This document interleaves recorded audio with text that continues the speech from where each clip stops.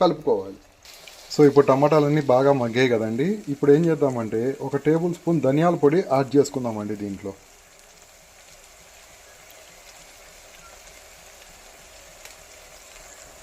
And అలాగే 1 table spoon కారం.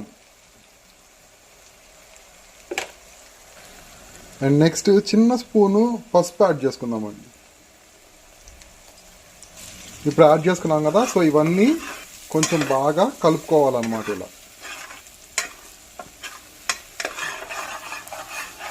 And అలాగే మనం ఇప్పుడు రుచికి సరిపడా సాల్ట్ కూడా యాడ్ చేసుకోవాలి.